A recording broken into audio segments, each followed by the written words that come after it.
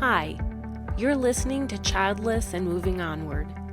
This is the place where we talk about thriving in life when you're a woman who is childless, not by choice, regardless of the road that brought you to childlessness. Welcome to episode 28 of Childless and Moving Onward. This is the podcast where I dive into the world of unwanted childlessness with a mix of honesty, empathy, and because we need a bit of relief, I try to add in a dash of humor when it's appropriate. So I'm your host, Gail Miller, a life coach, physician, and a speaker, and I'm also childless not by choice. Today I want to explore what I see as sometimes a comparison competition within the childless community as a whole, and then within ourselves as individuals. This has to do, or it's really based on the various reasons women will find ourselves without children, despite wanting them. Because let's face it, folks, sometimes life throws curveballs, and occasionally those curveballs are shaped like empty cribs, even for those of us who never got to the stage of having a crib. So to start with, there's the fertility roller coaster. It's like being on a roller coaster, except instead of screaming with excitement and delight and fun, you're screaming at your ovaries. You're screaming at the physical pain that you're in, at the negative pregnancy tests, at the procedures that didn't take. So, for example, Jessica said about this that after 3 years of trying, she said she became an expert in peeing on sticks and giving herself injections. She said her bathroom began to look like a mad scientist lab. The next is the dating game, the extreme edition of it. So for some women, the challenge isn't their biology. It's finding a suitable partner, a suitable co-parent. One woman, Tanya, none of these names are correct, I'm renaming people, said that she'd been on so many bad dates, she thought, and I quote, "I could write a book, 50 Shades of No Way." She said she thought she'd have kids by that time, but instead she said she had a collection of horror stories. And I can attest to that. That was me. And I had fertility issues. I mean, bad date after bad date, after thinking you're finding someone maybe, and then the more you get to know them, the real person comes out, and this is not who you want to co-parent with or live your life with. And then for me, personally, even when I considered becoming a single mom, I couldn't imagine going through IVF, which I knew I would need. I couldn't imagine going through that by myself and trying to function to maintain a job. I mean, how do you pay for IVF and then take care of a child without an income? But IVF isn't a walk in the park. It takes a serious physical and emotional toll, not to mention financial. It's not something to talk about or take lightly in any way. And then there's when Mother Nature says, nope, no way. And sometimes it's because of a medical condition that gets in the way of having a child, of getting pregnant. Emma had fibroids, or she described it as her uterus described to grow an entire apartment complex of fibroids. Her uterus didn't seem to be able to grow anything but fibroids. And then there's Maria, who had a heart condition that would make pregnancy life-threatening. And if she survived pregnancy, it would make her tenuous heart condition even worse and likely wouldn't be able to take care of a child. So Was she supposed to risk her own life? So this is just the beginning. Those are just a few of the many, many reasons why someone who wants to have biological children may not. And the bottom line of it all is that it all leads to pain. The childless edition of the Pain Olympics. So let's compare these experiences, or as you'll see in a bit, very shortly, why we need to stop comparisons. Is there a gold medal for the pain in the childless Olympics? No. And if there was one, not a single one of us wants it. And the gold medal would have to be shaped like an empty trophy cabinet, because that's what it feels like, just this huge, gaping, empty part of us. And then these are some of the games at this Pain Olympics. The what if game. All our contestants excel at imagining alternate realities where they're surrounded by kids. If I had only done this, then I'd have kids. Or what if this, would I have kids? It's like fantasy football, but it's a nightmare instead of a fantasy. Then there's the identity crisis part of the Pain Olympics. And this is where that crisis hits you when you realize you're never going to be called mom. If I'm not going to be called mom, what am I? Who am I if I'm not a mom? Now, that being said, I do refer to myself as mom to my dogs. And for those critics who want to rip me apart in comments about this, feel free. I'm a proud dog mom, and there is no amount of criticism about that will ever affect me or get me to change my view that these are my kids. I do mother them. But even for those who are like-minded and consider yourself mom to your pets, and bless you if you do, not being a mom to a human child as well still leads to a crisis of, or can lead for some, to this crisis of, who am I then if I'm not going to be a mom to a human child? That's a crisis that happens after you've had a lifetime of dreaming about having a child, or even if it's something you didn't know you wanted until later in life. That dream fell apart, and it's painful, and it can lead to this situation where you're wondering, what am I then if I'm not a mom? The other part of this is the social obstacle course.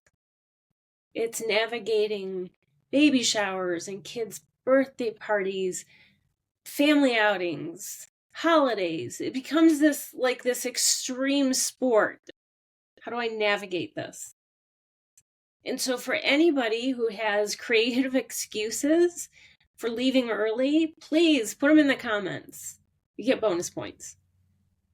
They don't have to be believable, just creative and a little smirk-worthy to kind of give ourselves a little relief and find the joy in life, even if it is trying to find joy in this crappy situation. And smarky, humorous responses or excuses for leaving early, those are also welcome. And the last part of the games, the Pain Olympic Games, is the biological clock part of the game. You're dancing with, maneuvering through time. You're hoping for a miracle, and at the same time, wanting to smash that ticking clock with a hammer. And that glimmer of hope continues to hang on, even when your situation is one where it's just not possible. You had a hysterectomy? You wake up in the morning and the first thing before you remember what life is, there's that split second. You forget it's not possible to get pregnant. You're going through menopause or you're postmenopausal. Same thing. That split second when you wake up in the morning and you forget, my uterus, my ovaries can't even do this anymore. So now let's talk about what can really throw us off course from all of this, from all of these different ways that women reach this childlessness, this involuntary childlessness, and the pain Olympics. What makes it even more painful? And that is comparison. It's like trying to race against someone who's already finished the marathon while you are still at the starting line. It's exhausting and it's demoralizing. And yet, we do it. For some, it's looking at others and deciding their pain isn't valid because their journey must be less painful. And for some, it's looking at others and feeling shame about the pain you're feeling because you think you didn't suffer as much as others. Either way, comparison doesn't help. And so that comparison of your childlessness pain to somebody else's pain, it's not helpful for a few reasons. The first is pain is subjective and it's deeply, deeply personal. Everyone's experience of childlessness is unique. It's shaped by your individual circumstances, your hopes, your struggles. But comparing the pain invalidates these personal experiences. The second, it can lead to minimizing your own feelings. Thinking someone else has it worse can make you feel like you don't have the right to grieve or be upset about your situation. And on the other hand, minimizing somebody else's feelings pulls you away from the ability to empathize and see others as equally human and having pain that is valid. The third thing is that comparison creates a hierarchy of suffering. It's unhealthy and it's not productive. There's no gold medal for who has suffered more. All pain deserves acknowledgement and compassion. And the fourth, comparison, it's not helpful because it causes even more isolation within the childless community. When people feel their pain isn't valid, that can lead them to withdrawing from a potential support system.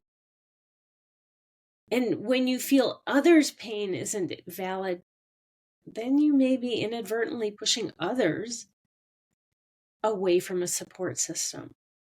The fifth way it's not helpful is that comparing pain can lead to guilt or shame about your own feelings. And then it just makes it harder to process and heal from the grief. The sixth is that the comparison distracts from focusing on your own healing journey.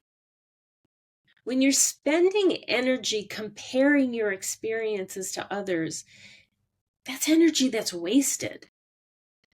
Instead, you can use that energy better on self-care and processing your own emotions and working on your own healing.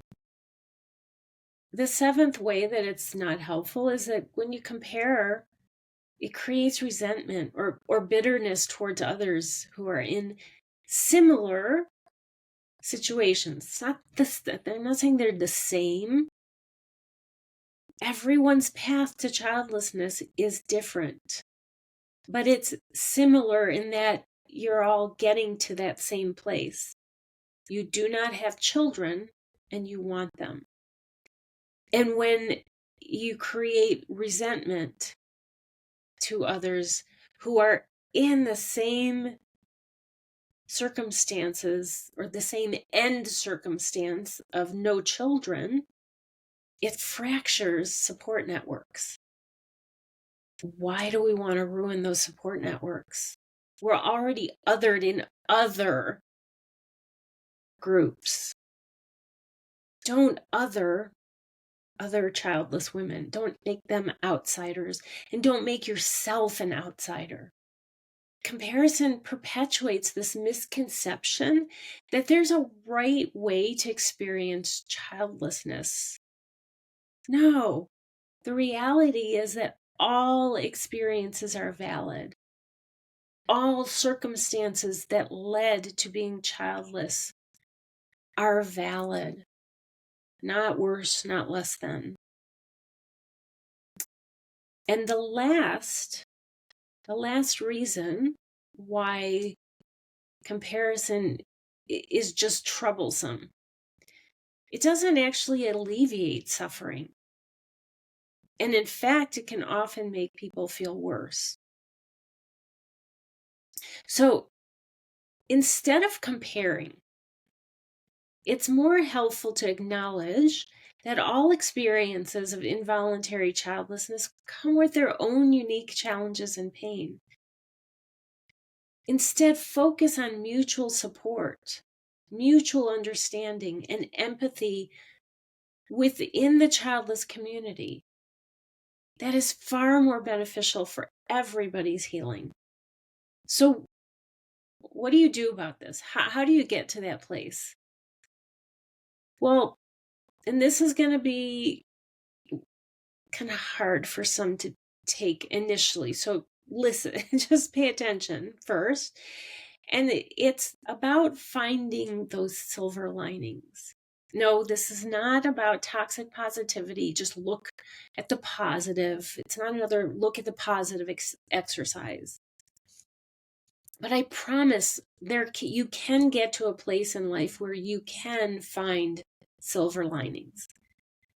It may take work to get there. It may take work to get to the point where you can recognize them. And there still may be times when you just can't see those shiny glimmers. But they're there to find, and they're there to appreciate when you are able to.